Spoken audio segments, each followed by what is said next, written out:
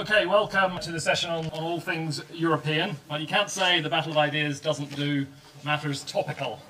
Barely anything else in the news for the last 10 days. I think we're privileged to have three very well-informed panelists who have been following the twists and turns in Europe and been thinking and writing about Europe for many years. So they will have much to elucidate upon. We have Philippe Legrain on my left here. He's a very prolific writer, commentator on national and global affairs, both economic and political affairs, I should stress. And his most recent book is called Aftershock, Reshaping the World Economy After the Crisis. Of special pertinence to this session, Philippe has since the beginning of this year been an advisor, economic advisor, to no less a Euro figure than the President of the Commission, José Manuel Barroso. Philip, therefore, is going to have some unique insights. But I do really want to stress, and he wants me to stress, that Philippe is speaking here in very much a personal capacity. Second to speak will be Simon Nixon. Simon first worked for about 5 years in investment banking. What else could you do with a first-class history degree from Cambridge? And after he made his fortune in the markets, he decided to retire to a leisurely world of financial journalism. Sorry, I made that bit up about certainly the fortune, anyway. And he's now in a rather unleisurely position of being an employee of the world's most circulated business daily, the Wall Street Journal. In particular, he is the European editor of its must-read and very influential column, Heard on the Street. And there he's been writing extensively, obviously not just about Europe, but on all sorts of banking, financial matters over this period of local difficulty in the global economy. His most recent book is The Credit Crunch, How Safe Is Your Money? And finally, Bruno Waterfield, probably one of the most informed specialists, writers on Europe around. He's been immersed in all matters, stress all matters of European affairs for 11 years. And so if you do the arithmetic, that's pretty much just in the very, very early days that the Eurozone was set up. Reporting on European affairs, first from Westminster and then for about 8 years, I think, based in Brussels. So as not to be stereotyped, he does want me to stress that he's not some Euro fetishist. He does cover much broader European affairs, from plane crashes to wars in Georgia and so on. But nevertheless, I think you will find his insights into the recent happenings over the last couple of years very interesting. He's now the Brussels correspondent, or has been since 2006, the Brussels correspondent for the Daily Telegraph. Okay, the panelists have been asked to speak between up to 8 minutes, then we'll get some discussion going, of course. Okay, Philippe to start. Thanks, Phil. If we take a step back, this is basically started off as a global financial crisis. It was a global financial crisis where, on a grand scale, risk was underpriced and capital was misallocated. That was true of US subprime mortgages, it was true of Greek government bonds, it was true of UK housing as well as Spanish housing, it was true of Ireland as well as Iceland. So it is a global financial crisis. It has now become also a Euro crisis because Greece got into trouble. And when Greece got into trouble, Eurozone leaders, rather than facing up to reality, said, we need to do something about this, we need to do whatever it takes to save the euro. And they transformed a Greek crisis into a Euro crisis. If you take a step back, what is the really underlying issue in all this? Is that as a result of this crisis, banks and other investors have made huge losses. And what's going on is a big wrestling match about who should bear those losses. In the first instance, the banks passed the losses on to national governments. That's what happened with RBS in Britain. It's what happened with many continental banks. It's what happened in the United States. In the second instance, national governments tried to pass losses among each other. So you see the so-called bailout for Greece, the so-called bailout for Ireland, which in effect were covert bailouts of the banks which had lent to them. So German, French banks lent a lot to Greece, and that bailout went in large measure to ensure that they were paid back. That's the underlying politics behind all the complexity. It's a battle about who bears the losses, and of course any such battle is going to be vicious and hard to resolve, and people are going to employ all sorts of tactics in order to try and pass the buck to somewhere else. Now, because of repeated failure to deal with the crisis, it has got broader and deeper. And in fact, now we have several crises all at once. We have a solvency crisis. Greece is insolvent, it cannot pay back its debts. We have a liquidity crisis, countries like Italy and Spain, to which markets will not lend at sustainable rates. We have an economic and jobs crisis, where you have the combination of the financial crash plus the massive austerity that has followed has led to massive unemployment. 45% of young people in Spain are unemployed, for example. Collapsing economies. The slump in Greece is in epic proportions. And now across the Eurozone, actually the economy going back into recession, as indeed probably is the UK's. An institutional crisis in the sense that the Eurozone's institutions didn't have the necessary means to deal with a crisis like this. And a political crisis, which is politicians said we're going to do whatever it takes to save the euro, and then it actually turned out to be whatever it takes except this, and this. And actually the space left between what is politically possible and what is necessary is vanishingly small. So, what happened? How do you get out of this crisis? The most important thing is drawing a clear line between countries that are insolvent, Greece, and countries which are solvent but simply are not able to borrow from the markets, which is Spain, Italy, and perhaps soon Belgium and France too. You have to treat them differently. In the case of Greece, you need to cut its debts to a sustainable level so it's able to pay them back. The agreement the deal announced on Thursday doesn't go far enough. For it to have a chance of paying its debts back, it needs to cut back roughly half them to 80% of GDP. At the moment, we're aiming towards that deal aims towards 120% of GDP by 2020, and who knows what could happen between here and then. In the cases of the countries which are solvent but which are finding difficulty borrowing, what you need to do is you need to ensure that they're able to continue borrowing at sustainable rates.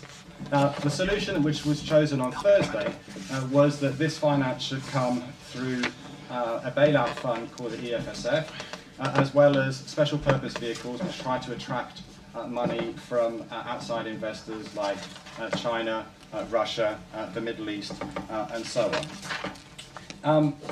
The problem is that there's not enough money in the kitty. And so they've come up with this clever idea which is called leverage. Now, leverage, of course, is what got us into this crisis. It is borrowing, which appears to give you more firepower, but also makes things much more fragile. As anyone knows, if you've got a 95% mortgage, potentially you make huge profits if the house goes up in value, but also your equity gets wiped out by even a small fall in price. And what they've decided to do is they've decided to provide a guarantee against the first 20% of losses in the event that Italy or Spain were to default. Now, that is meant to provide reassurance so that those countries are still able to borrow from the markets. The problem is that one, there isn't enough money to cover, to provide a credible insurance. Two, it's a conditional guarantee. This relies on unanimity, which means if at any point one country decides that they don't want to carry on like this, for example Slovakia or Germany, then the whole thing falls apart. And thirdly, it all depends on France remaining AAA, i.e. having the highest level of credit rating, and that's under threat for a variety of reasons. And because providing these guarantees actually increases the chance that France is going to bear losses, it actually accelerates the likely loss of its AAA, which causes the whole house of cards to collapse. In effect, basically, would you feel reassured if you were buying insurance off an insurance company, if there is a pretty good chance that the insurance company is not going to be able to pay out? And the answer clearly is no. So what is the solution? Only the European Central Bank can provide the solution. In any other currency union, the central bank stands as a lender of last resort. It can print money at will. When a bank, for example, is suffering a potential run, i.e. people are trying to withdraw their deposit, it lends unlimited amounts to ensure that even a healthy bank doesn't collapse. What's going on in the Eurozone is similar. It needs to be lending potentially unlimited amounts so that solvent countries like Italy and Spain don't default. Until the ECB does that, the crisis is not going to be resolved. Let me quickly say two other things. You need also to recapitalise the banks so they can bear the losses on Greece. I think it should come from the private sector. It shouldn't be bailouts from governments. You should turn the bondholders who lent to them into shareholders. And most importantly, we need a policy on growth. For now, all we've had is austerity, austerity, austerity, and that is self-defeating. One of the few proposals which I put into the President Barroso State of the Union speech was to increase the capital of the European Investment Bank. In Britain, there's a debate about a national investment bank. It exists at a European level. We ought to be pumping money into investment projects which boost demand in the short term and boost economic growth in the medium term. To conclude, is the euro going to break up? No, I don't think so, but things are going to get much, much worse before they get better. Thank you. Okay, Simon. Thanks very much, Phil. Well, unusually for a journalist, I try to be an optimistic kind of chap. I like to try to look to glass half full and look on the, try and not to look at things too negatively. So this is my attempt at putting the best gloss I can think of on the euro crisis. And if at the end of that anyone feels the need to go out and buy baked beans and stock up on other non-perishable goods, I don't blame you. I want to make just three simple points. The first is that the title of this debate, Too Big to Fail, Too Small to Succeed. Too big to fail is, I think, very apt. Over the last few weeks and months, I've talked to quite a lot of senior European policymakers around the European Union. And every time I ask them, do you think there'll be a deal? Do you think they can sort this? They will say, yes, I do. And you ask why? The answer is always the same, because the consequences of not sorting it are just too catastrophic to contemplate. And I think that's very important, because where the situation the Eurozone has got to now is where that is pretty much all that's holding the Eurozone together. If there was the slightest chance that Greece could walk away from the euro without catastrophic consequences for Greece itself, let alone the European Union, it would have done so by now. The consequences of, if one just thinks through the consequences of Greece leaving the euro, and you can be sure that Greece has thought this through very carefully, as have people in Ireland and elsewhere. If Greece is to leave the Eurozone tomorrow, at the moment the markets or anybody got wind that Greece was even contemplating leaving the euro, there would be an immediate run on all the banks in Greece, starters, as people tried to get their money out before it was devalued. That would then spread to other countries like Ireland and Portugal. There would be a run on the entire European banking system. To prevent that, Greece would need to immediately implement some emergency powers to put in place capital controls. It would probably have to put in place border controls to try and stop people trying to get their money out of the country. And then when it came to trying to decide, when it came to actually trying to implement leaving the euro, there would have to be every single contract in the euro-denominated contract in the world would be open to legal challenge, as people tried to argue about whether that contract should be in the new drachma or whether it should be in euros. It would be an absolutely almighty mess to try and untangle that. And then thirdly, you would have to try and create and implement a new currency, paper notes and changing ATMs, introducing new banknotes. When the euro was created, that took 2 or 3 years of detailed planning to try and get to that point. So this would have to be done almost overnight. So there's a very good reason why the euro is still together. The consequences are truly horrendous to contemplate. The second point I want to make is that at the very heart of this crisis is really the issue of competitiveness. And that's why we are where we are. That basically the peripheral countries of the European Union, when they joined the euro, simply could not and cannot compete with Germany. Their economies are simply uncompetitive. in a single currency area where they have the same currency, the same exchange rate, and the same interest rate, the only way these countries can make themselves competitive is to what is called by economists internal deflation, by reducing their wages and reducing and cutting their benefits and social security or whatever. And now Germany actually did manage to do this during the boom years, and it did it very successfully. It's made itself into the strongest economy in the world, but it did it during an economic boom. And that, in a sense, is part of the underlying tension in this situation we are in now, because Germany actually feels it has the moral high ground. But the reality is that the other countries in Europe, when they were given the opportunity to borrow at extraordinarily cheap rates, at German rates of interest, they failed to tackle their own competitiveness issues, and they just borrowed instead, and they concealed their lack of competitiveness by massive borrowing. And they did it in different ways. In Spain and Ireland, they did it through the banking system and creating a big housing bubble. In Italy and in Greece, they did it through government borrowing and creating and through too much government spending. So at the heart of this issue is, how on earth do you make these countries competitive again? Because if you can't make these countries competitive again, then there is no solution to the euro crisis that can be permanent and lasting. We will be back in this situation again. So at the heart of this crisis is an issue of how do you restore competitiveness? And the reality is that austerity, as Philippe said, isn't working. That the austerity proposals put in place to try and make Greece more competitive have failed catastrophically. Nobody expected the Greek economy to implode the way it has, but it is imploding. And now it looks as if Portugal is going the same way. Ireland, for different reasons due to the structure of its economy, seems to be having some success, but who knows how things will play out if we go into another recession. But the reality is that the debt of Greece, certainly, as Philippe said, is totally unsustainable, and it's quite likely that other countries' debt will soon be shown to be unsustainable too.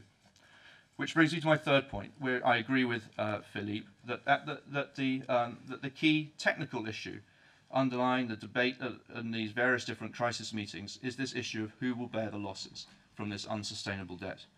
And that's still not clear, despite 14 now Euro emergency summits. And but it looks as if a potential answer is emerging, and it's one that the markets don't like, and it's the one that's actually making the situation worse. In October 2010, the European leaders gathered at Deauville, and they made a very crucial decision, and an extremely controversial one. They decided that in future, if any country needed a bailout, as a first resort and not a last resort, that any future bailout would be accompanied by inflicting losses on bondholders. And that has been a disastrous decision, because immediately they made that decision, the Irish and the Portuguese governments effectively lost access to the bond markets.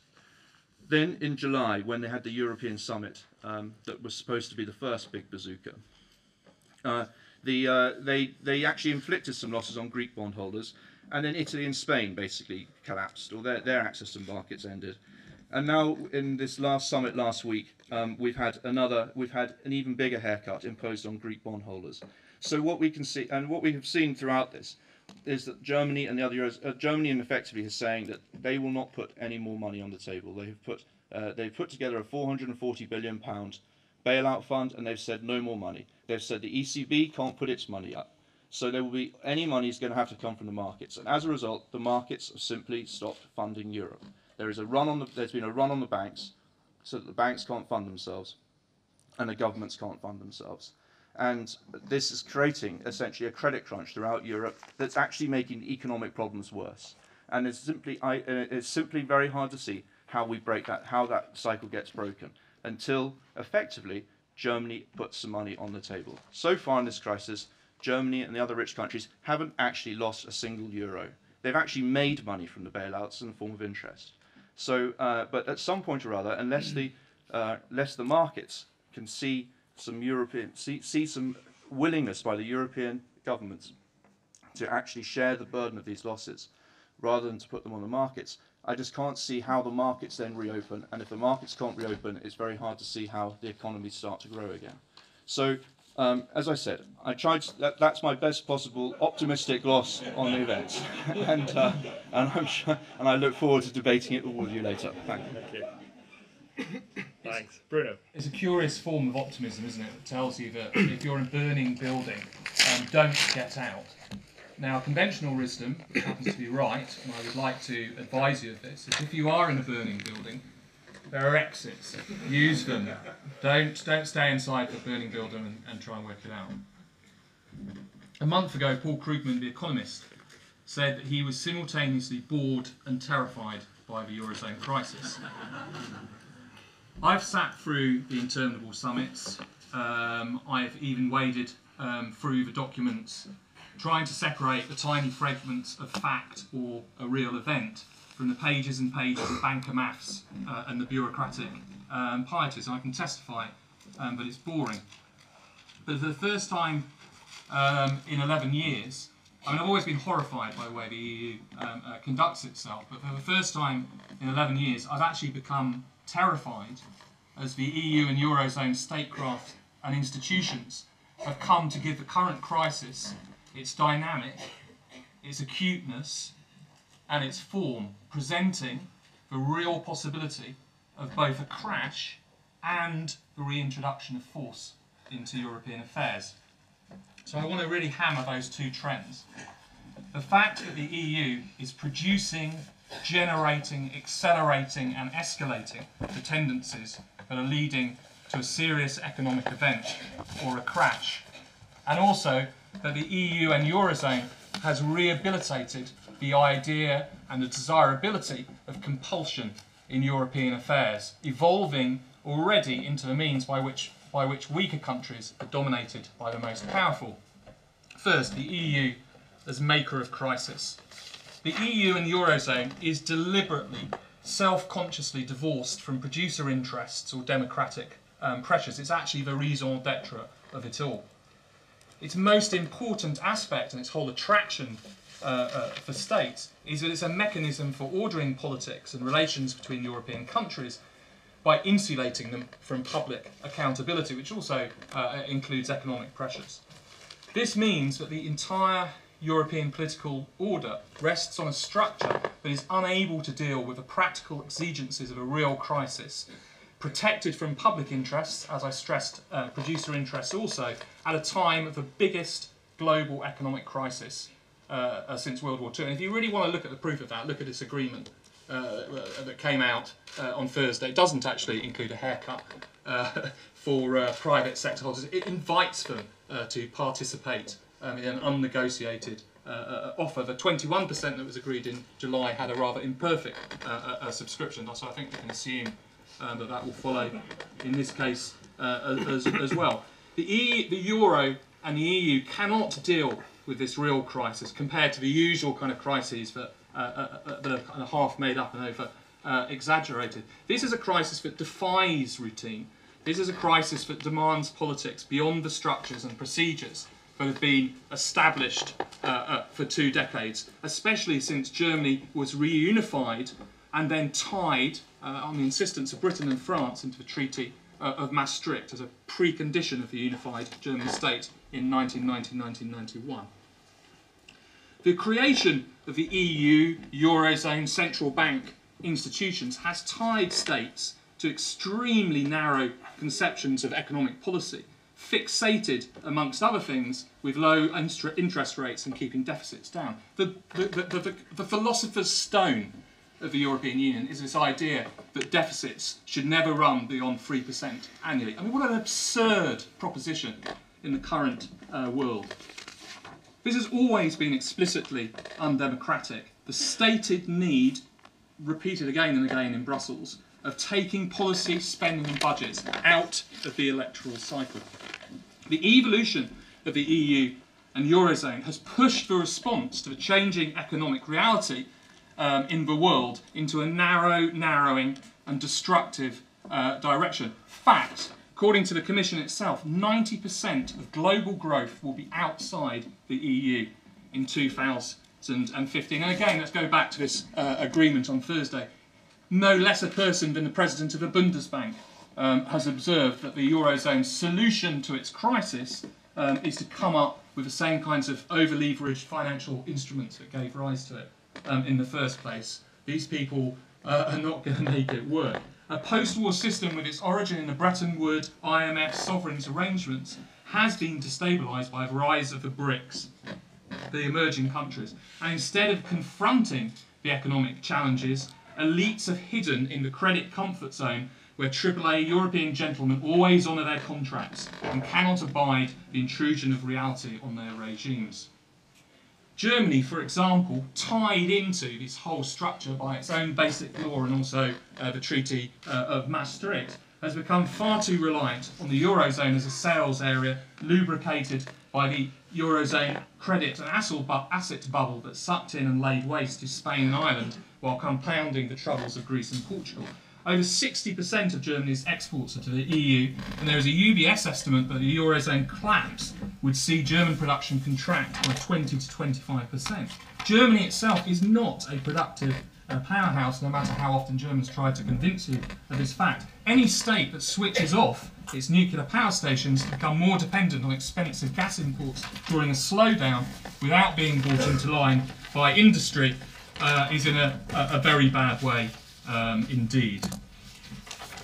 We're being told there's a struggle here between the private investors and the banks. This struggle's a fiction. In 2009, capital worth 4.6 trillion, or 39% of the EU 27's GDP, was tied up in loans and guarantees to the European banking system. In 2009, that struggle was already over. If the Eurozone fails to manage the crisis, and experience and all the evidence points that way, the event will lead to a correction where European economies will be disrupted by the collapse of non-productive institutions and activity that represent a major share of the economy, 39% in 2009. Sorry to be bleak, I'm just going to end by being even bleaker. As well as the tendency to make manageable economic problems and to take manageable economic problems and to turn them into events that threaten the whole global economy, the EU has also brought force or compulsion back into European politics. Everyone seems to believe now and urge that the current crisis should lead to a fiscal union in the Eurozone. This is wrong. The Eurozone and the EU is emerging as a compulsion union to make previously sovereign states in the forms of their national parliaments and assemblies bow to austerity programmes and to adopt fiscal disciplines drafted in Brussels, Berlin and Paris. The EU has evolved as a bureaucratic and secretive way of doing politics and is now emerging into mechanisms that are openly about imposing an order, whatever it takes, on Europeans. When narrow policy and estranged state institutions confront conditions of life that no longer apply, the situation can become very destructive. Even more dangerous when this becomes bound up with a struggle of global powers, France, Germany, Britain, even for their existence, in a context where the EU has introduced or reintroduced compulsion as the order of the day. So I just want to end and just say, look, dealing with reality of the economic crisis requires real political leadership, making demands of the elite and public for European and national cooperation to lift productivity, to provide some growth. And I just want to end by saying, for an alleged peace project, the EU is looking like a much uglier construction. European affairs are again governed through secret diplomacy in Brussels, power play, and the explicit assertion of an order based on inequality between nations and backed up by compulsion. I can throw back a couple of questions before we open up to the floor. Philippe, that was you took on the responsibility very helpfully of demystifying the financial or one of the elements of the core being the financial and the banking element of the crisis. That was very useful. One of your proposals as to get out of this was for the ECB, the European Central Bank, to be more active. Print money was one of the part of the plank. So, why do you think? Two questions. Why do you think that hasn't been possible up to now? Why hasn't that advice been taken on? And secondly, even if it was taken on, given that the Federal Reserve, given that the Bank of England, given many other central banks have been adopting unconventional policies of effectively printing money, quantitative easing, and they haven't solved their economic problems, why do you think that would be a solution to the euro problem? Because The issue is not whether buying bonds is going to end the economic crisis, it's whether it's going to end the financial panic. Let's face it, if you hold an Italian or a Spanish bond and you think that other people are going to sell, it becomes rational for you to sell too, so that you don't lose more money than you already have. And if you're a hedge fund or a financial speculator, it makes sense for you to bet on that and make even more money. So how do you stop a panic like that? Well, you need to have someone on the other side of the table who says, listen, there's no reason to sell, because if you sell, we'll be willing to buy. And you say, well, we'll set a floor under the price. If ever the yields rise above 5%, we'll be there to buy. Suddenly there's no more reason to sell anymore. And if there's no more reason to sell, the panic is over. It's just the same as a bank run. If people start queuing up outside, Barclays Bank to take their money out, you better get in the line too, because if you're last in line, there'll be no money left. If the Bank of England says, if there is a run on the bank, we stand willing to lend unlimited amounts so that everyone can get their money if necessary, there's no need to queue up, there's no need to have the bank run. Only the central bank can do that. Now, why isn't it doing it in the Eurozone? There are a variety of reasons. The first and fundamental thing is that it was the ECB is modelled on the Bundesbank, and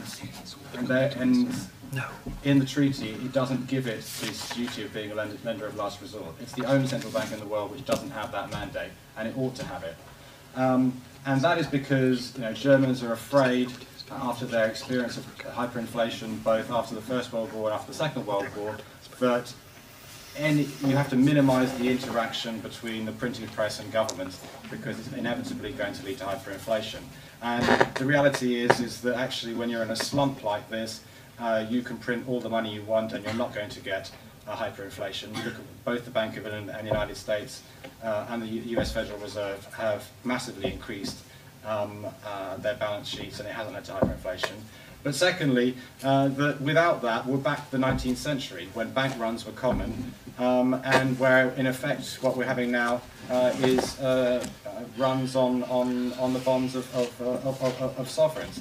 If the ECB doesn't step in, the euro will fall apart. There's no two ways about it. Ultimately, I think that the ECB will step in, because if the euro disappears, so does the ECB. They'll all be out of a job. Some of them will end up, running a Mickey Mouse currency that replaces it. Mr. Weidmann, who's the head of the German Bundesbank, would get his own currency. He'd be quite happy, but nearly everyone else actually would lose their job. And also because the new head of the ECB is a sort of political pragmatist, so ultimately I think he will step in. Okay, thanks, Philippe. Simon, I also thought you did a very good job in demystifying and simplifying and putting forward a very clear approach of saying problems of kicking Greece out or Greece leaving are just too traumatic, so we can't really go backwards. And that it ultimately comes down to a question of competitiveness, which I think has been what the more astute advisors have been saying really for a couple of years. So, I mean, given that it does seem, and I'm not sort of taking away from your argument, but it does seem quite simple then, if we can resolve the economic unevenness, then this thing doesn't have to keep unravelling and keep compounding. I mean, given that, and given that people have been advising that, I'm not saying, and probably Philippe has been one of those, people have been advising that, why have the European politicians been so unable to take that advice over the last couple of years? Because they seem to have turned what was a relatively manageable problem, which could have been addressed by economic revival methods in Greece, by something reorganisation of the banks and stuff. Why has the political classes been so reluctant to follow that advice and let the whole thing get out of control? Well, I think it comes down to there's two things. I mean, one is the one I mentioned, which is that this mistake, I think it was a mistake that was made in Deauville and subsequently in July 21st and reaffirmed last week, of making the bondholders bear the brunt of the losses, while morally, clearly, the right thing to do has basically undermined all confidence in the European debt markets. And I think that there was a lack of awareness amongst policymakers about how contagion works. And what we've seen is this contagion running through the Eurozone, as I say. So we've seen we've seen basically a run on the European banks. The Americans won't lend money to the European bank system anymore. The bond markets won't lend money to the banks. So the banking system is contracting, and at the same time, it's like governments can't borrow. And but the second aspect to it is just this issue of governance. That ultimately one of the things that's gone wrong in Greece is that they were given their bailout loans, and they were given a whole bunch of conditions for making for these loans, and they failed to deliver. For 2 years, they failed to deliver. And Greece is an extraordinary country. You know, this country has 60 million people and 600,000 civil servants, and Greece has 13 million people and 1 million civil servants. It's you know, they have people in Greece who are retiring at 50 on huge pensions. I mean, and there was simply no. And the government, when told to fix its deficit, just kept putting up more and more taxes, which of course Greek people don't pay, but failing to tackle these structural issues. And so part of the issue we've got here, and I have sympathy for the Germans on this, which is why I think this issue is so intractable, is that I have sympathy with them. And we're seeing exactly the same playing out now with Italy, that you can't have that nobody wants to put money on the table to bail out these countries, real money. So you know, the reason that Germany will capping the amount it's prepared to lend, and the reason why it doesn't want the ECB to bail out the Eurozone, the reason why they want to limit their exposure is because they simply don't trust these countries to actually deliver and to actually restructure and reform their economies. And so part of the German strategy throughout this has been to try and use the crisis and the tensions to try and force change through these countries. And an important element, overlooked element of last week's summit deal was, you know, new ideas for economic governance. But the problem is it depends on 17 different countries to deliver it. And you know, the Greek government and society looks close to collapse. You know, Italy's how long Berlusconi can survive, no one knows. He seems like a massive problem, but who knows what will come afterwards. So you know, it makes this issue. It makes it much harder for anybody to actually put money on the table to solve this crisis because there's simply no trust. Okay, thanks, Bruno. You stressed how sort of flawed the European political project and institutional paraphernalia is. If that's the way it is today, fair enough. But I mean, surely the European project has transformed itself many times over the last 60 years. Isn't it possible, given particularly what others have said about the enormous problems that would be caused by any sort of breakup, isn't it possible for the European institutions to reform themselves in a way that will overcome some of those institutional limitations? I mean, all three of you were probably at Trichet's leaving party. I wasn't, but it was quoted that Helmut Schmidt, who called himself a grandfather of the euro, his take on it was that simply there's a lack of political imagination and creativity, that the leaders aren't like they were in his day, you know, statesmen, and really with a bit more political courage, they could actually get through this. I mean, isn't it possible through political courage and creativity and imagination to actually salvage something and move forward?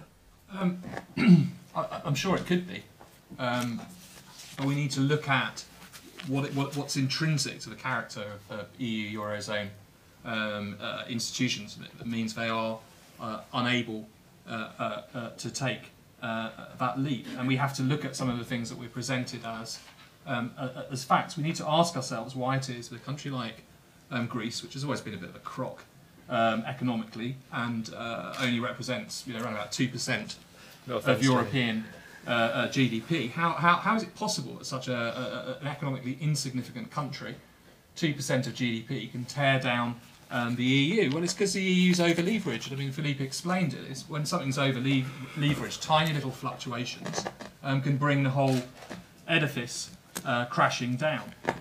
So that's really important from the point of view of politics. The solution to the Eurozone's problems, the political courage and political leadership that is required, is to move away from ideas that more credit can solve this crisis. And the EU institutions are utterly incapable of doing that. Their response to the fact that they are over-leveraged, which is creating this whole crisis, which has a real possibility of stopping the European economy. Remember how much UBS estimated if the Eurozone collapse would wipe off German production a quarter.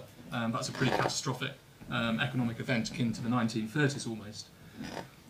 The solution is to move away from credit, to talk in financial terms, is to move away from credit and to talk about investment. It is rational for markets, to the extent that they're ever rational, to abandon European bonds, because that's not where the growth is. You invest money where it's going to grow.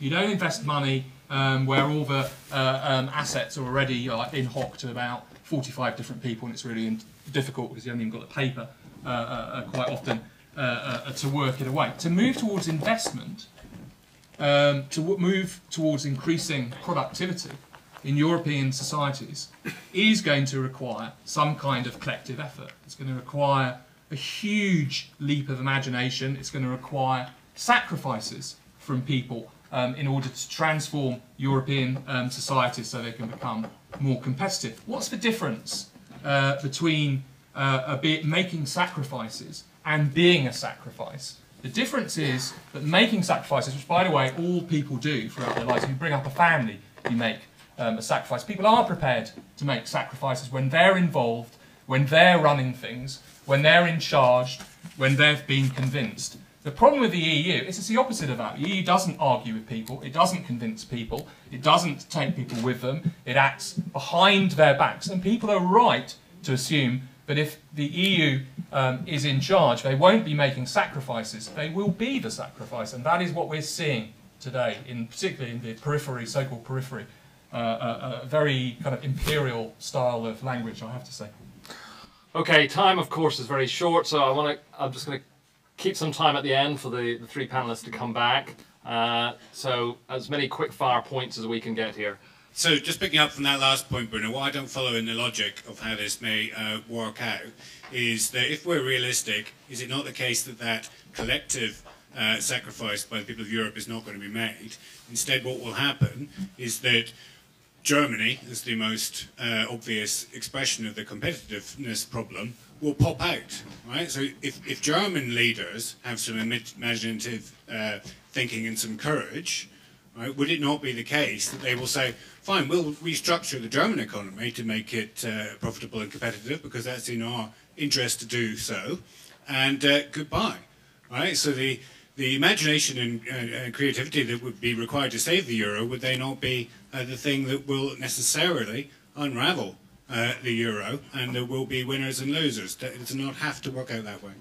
Someone said, like, these bad economies need to reform their economic systems, and I would like to know a little bit what you mean by that. But if you look at Greece, it's not like they can go into parliament and change their economic system and make it work. As I see it, they have a culture of klepto-socialism, if you want, or I don't know, a culture of slackers, basically. And to go and say that, well, just reform it. The whole society, as I see it, they demand, they go out and burn down the city when they can't go into pension at the age of 50, for example. I think that's more of a cultural problem, and it's not a political decision to take. And how do you solve that? Yeah, what really amazes me about the Eurozone crisis is not that it's happening now, but that it's taken so long to manifest itself. Because there is a fundamental structural problem with the Eurozone. And it isn't just competitiveness, which Simon alluded to, although that problem's got even more pronounced over the last decade or so. It is, to me, that the Eurozone itself is a mechanism for avoiding economic restructuring. And that just doesn't originate in the last year or two. That's right at the heart of the Eurozone. Because essentially what it was a mechanism for pushing credit to what are now called the peripheral countries, like Italy, Spain, Greece, Portugal, and so on. Keeping living standards down in countries like Germany and the Netherlands. And then Germany and the Netherlands would export to the peripheral countries, which would benefit from this kind of credit bubble the Eurozone helped create. So all sides, not just Greece, not just the so-called klepto-socialists in Greece, all sides, Germany, the Netherlands on the one hand, Greece, Portugal, Spain, Italy on the other hand, were colluding in this mechanism for evading economic restructuring through extending credit. And now they're talking about finding solutions, and the only solution they have is extending yet more credit. It doesn't take a genius to see that it just doesn't add up, and it will not be a solution.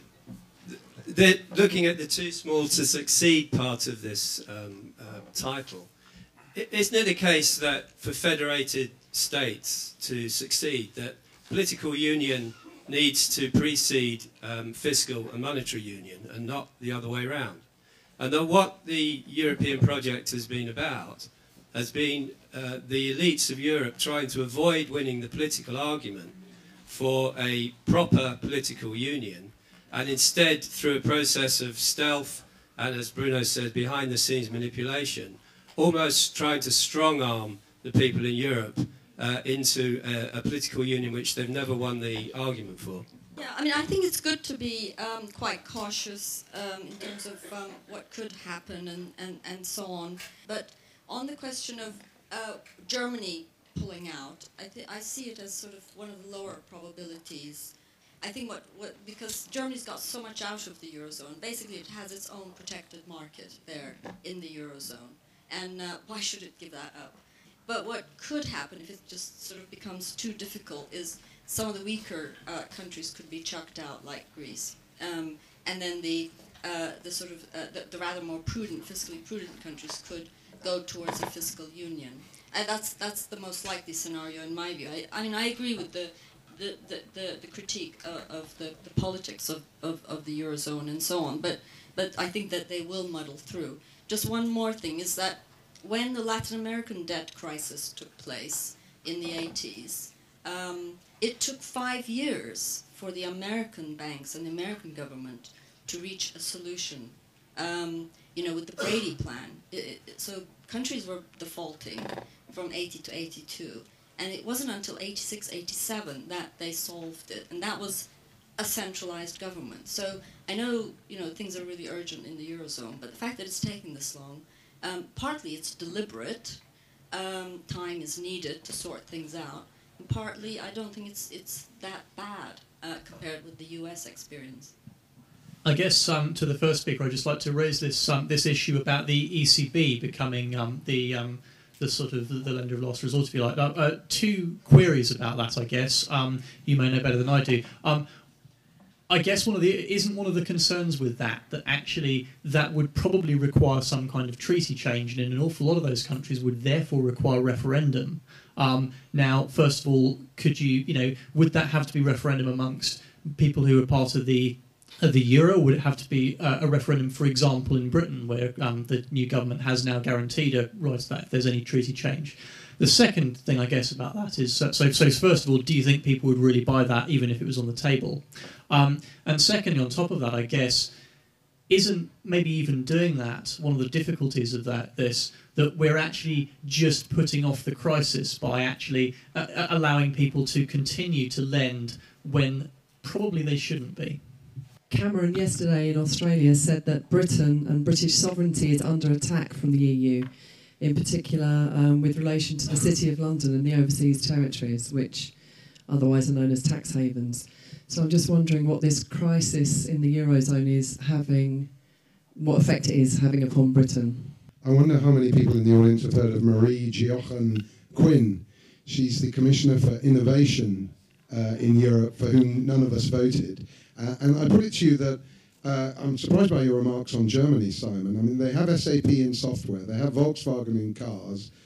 That's about it in terms of international competitiveness compared with China. They're selling a lot of cars to China, but they have an innovation crisis as well. Isn't it the case that we need not just infrastructure investment or construction, but a whole lot more R&D for the competitiveness of the Eurozone bloc as a whole to approach that of Singapore or China or whatever? And in that light, it's not only the hostility to nuclear power that Bruno rightly refers to, it's an astonishing decision for Merkel, a chemist, to make, but also the hostility to reforming the common agricultural policy and with something like genetically modified foods. So my reply to the title is too big to fail, maybe, too small-minded to succeed.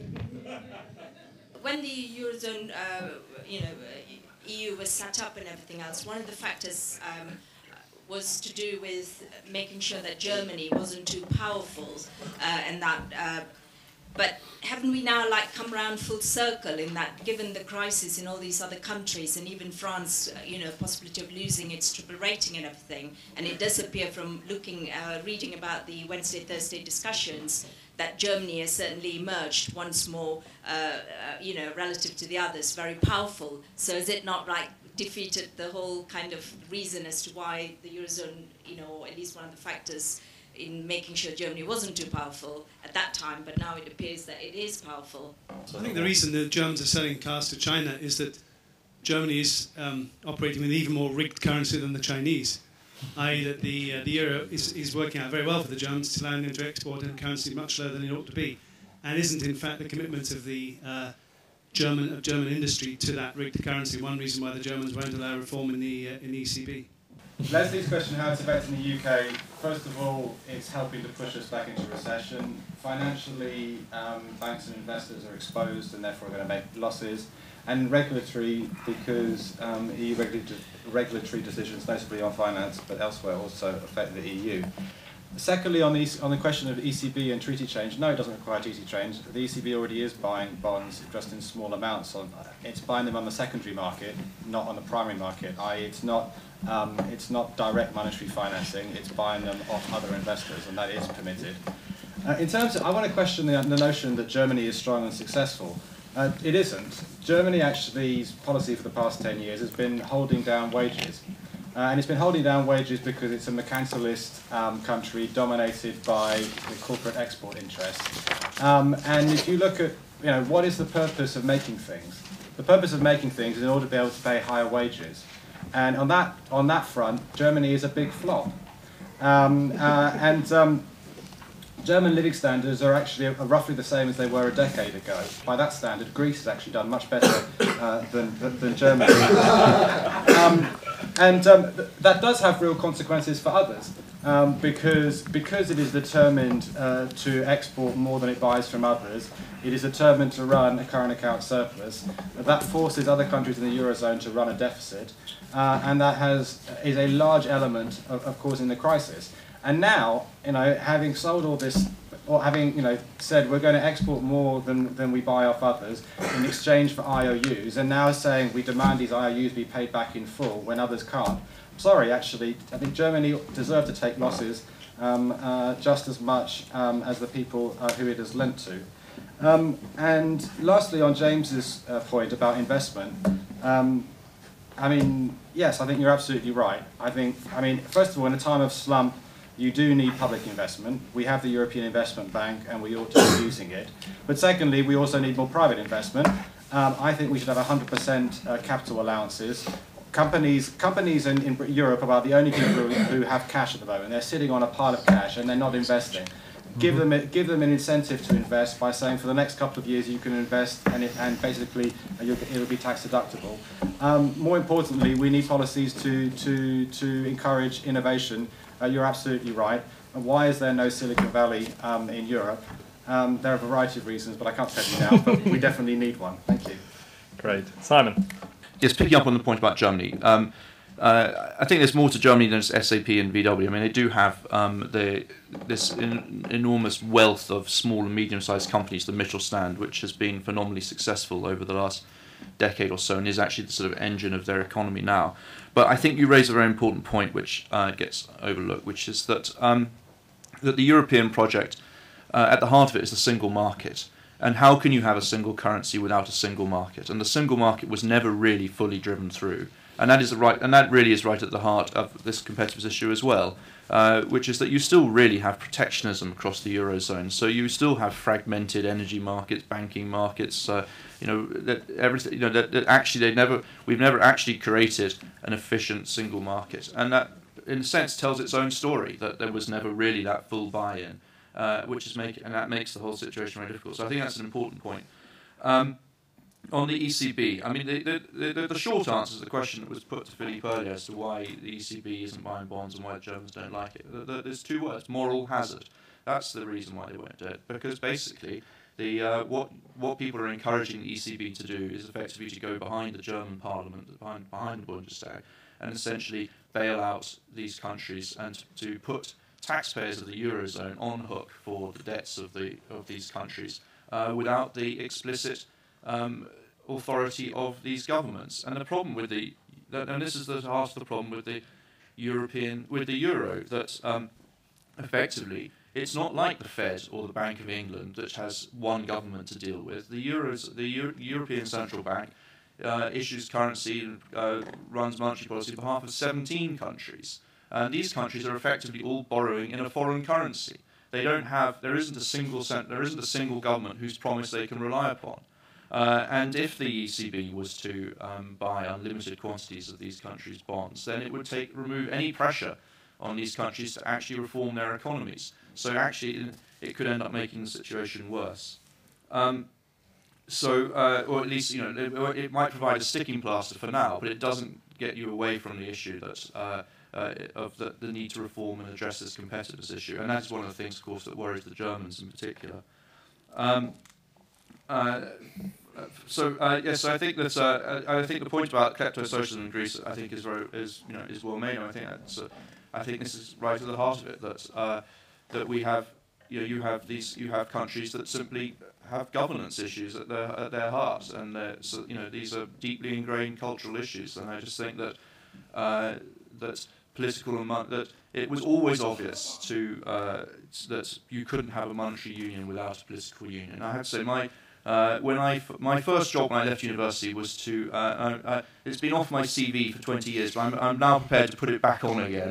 My first job I did after I left university was to help Bill Cash write an anti-Maastricht leaflet, a pamphlet. So I can say it now. But it was obvious to me as a 22-year-old that you couldn't have a political union without a monetary union, and I think that that the European leaders did try to go behind the backs of the people, and there's never been that buy-in, and I think that's the issue we have. Just finally, we're not going to have a solution to the euro crisis until we restore the sanctity of sovereign debt, until we restore trust in the sovereign promises of governments, and that requires at some point or other the debt of these countries to be put on a sustainable basis. And the longer that situation isn't addressed and isn't resolved, then people will not lend to governments and they will not lend to banks. And so the economies will continue to contract, the debt problems will get worse. And I don't see at the moment any sign of a real willingness to address that issue, to take those losses, write them off, and move forward. Thank you. Bruno. I actually agree with a lot of what has been said there. A lot of those kinds of solutions, which are very practical and just show the kind of manageability of this crisis in many ways, do require a big political change, and it would require a leadership. I just want to address this issue of breakup, because there does seem to be a bit of a kind of legend, or a myth, I should say, that's entered into being, which is that, a la Simon Jenkins and the rest, that we could have a rebirth of national identities, that national sovereignties would break up the euro. And I'd just like to very quickly explain why that's absolutely wrong. What you have to understand is that in Europe there are some countries that aren't really countries, Luxembourg, Belgium even. There are some countries which are countries but aren't very powerful countries, Greece, for example. And then there are some countries which are actually much more than countries. They're actually global powers. They're countries such as Germany, France and Britain, who, when they're having to seek resolution of their political or economic problems, the resolution of those political and economic problems is beyond their own borders. And the European Union recognises that. The European Union recognises that for countries to be able to negotiate conflicts between themselves, for countries to be able to prosecute their own interests, it has to go beyond their own borders. So Germany is no different from this. Germany is a global power. For Germany to sort out any fundamental political or economic problem, it has to think much bigger than its territory. It has to think European, it has to think internationally.